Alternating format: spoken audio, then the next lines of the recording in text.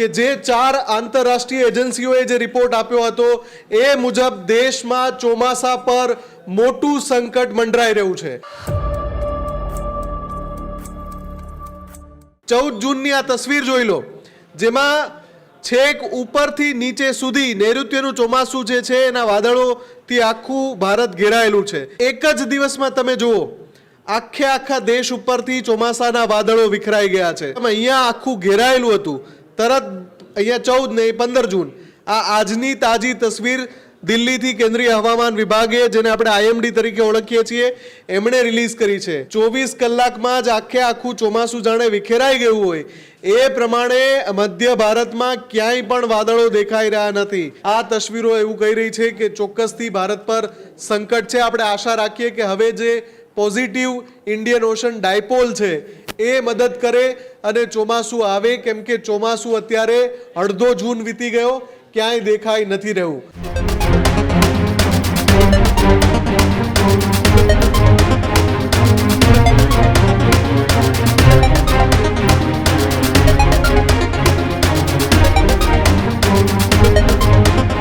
હવામાન વિભાગે એક નવી ચોંકાવનારી તસવીર રિલીઝ કરી છે। એક જ દિવસમાં દેશ પરથી ચોમાસું ગાયબ થઈ ચૂક્યું છે। કેન્દ્રીય હવામાન વિભાગની સેટેલાઇટ ઇમેજે સૌ લોકોને ડરાવ્યા છે।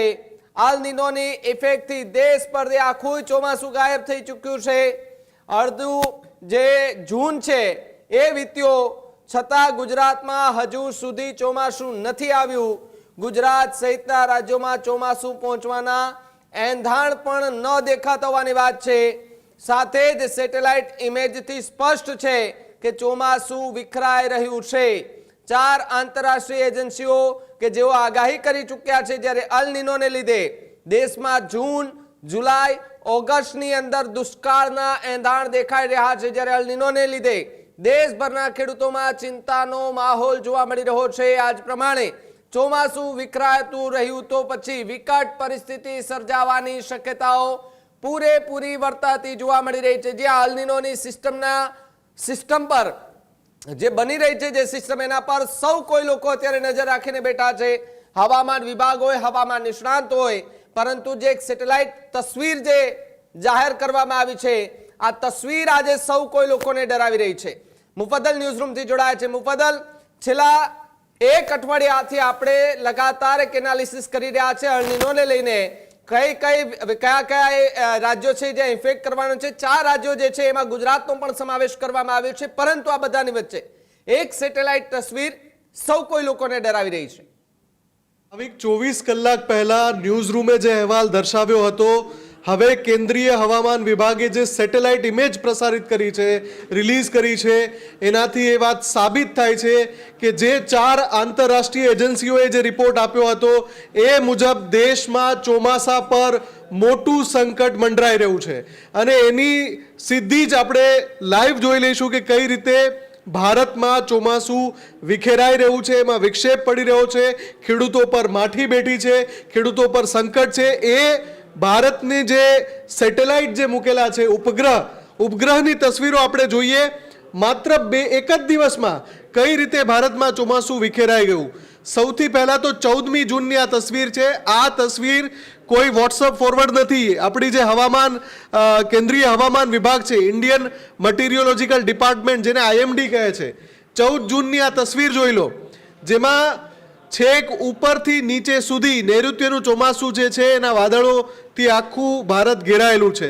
માત્ર ગુજરાત ઉપર કોઈ વાદળ નથી, બાકી રાજસ્થાનમાં છે, મધ્યપ્રદેશમાં છે, મહારાષ્ટ્રમાં છે, આંધ્રમાં છે, તેલંગાણામાં છે, આ તામિલનાડુમાં પણ વાદળો દેખાઈ રહ્યા છે। આ તમામ રાજ્યો પર જાણે કે ચોમાસું મસ્ત રીતે આવી રહ્યું હોય એ પ્રકારની સ્થિતિ। આ 14 જૂનની તસવીર છે, કેન્દ્રીય હવામાન વિભાગે આ તસવીર રિલીઝ કરી છે। હવે હું તમને સૌથી અગત્યની તસવીર 15મી જૂનની બતાવી રહ્યો છું। સૌથી ચોંકાવનારી તસવીર છે, ભારતના જે સેટેલાઇટ હવામાં તરતા મૂક્યા છે। એક જ દિવસમાં તમે જુઓ આખા દેશ ઉપરથી ચોમાસાના વાદળો વિખરાઈ ગયા છે, આખા દેશ પરથી।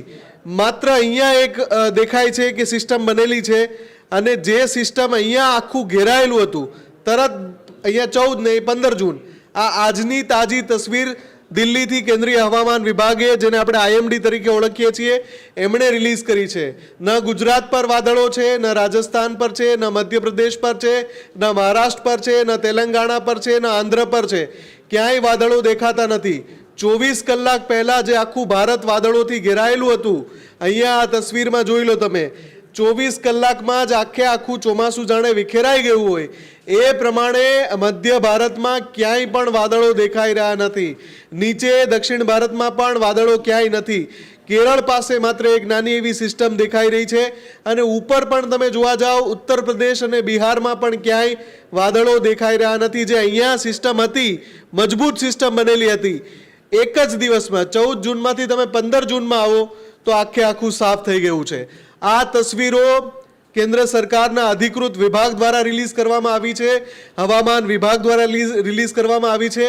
ખેડૂતો જેના ઉપર ભરોસો કરે છે વાવણી માટે, ચોમાસું પાક જેના ઉપર લેવાનું હોય છે, સૌથી ચિંતાજનક તસવીર 15મી જૂને આપણે જોઈએ છીએ કે જ્યારે દેશમાં જાણે કે ચોમાસું ગાયબ થઈ ગયું હોય એ પ્રકારની સ્થિતિ છે.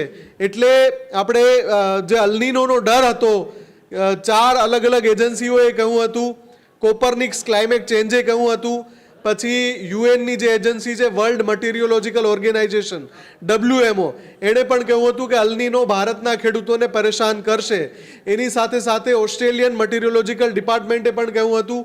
એ સિવાય હવામાનના અલગ અલગ નિષ્ણાંતો, અંબાલાલ જે આગાહી કરે છે એ પ્રકારના જે અલગ અલગ જાણતલો છે, એમણે પણ કહ્યું હતું કે આ વખતે અલ્નીનો દેશને પરેશાન કરશે.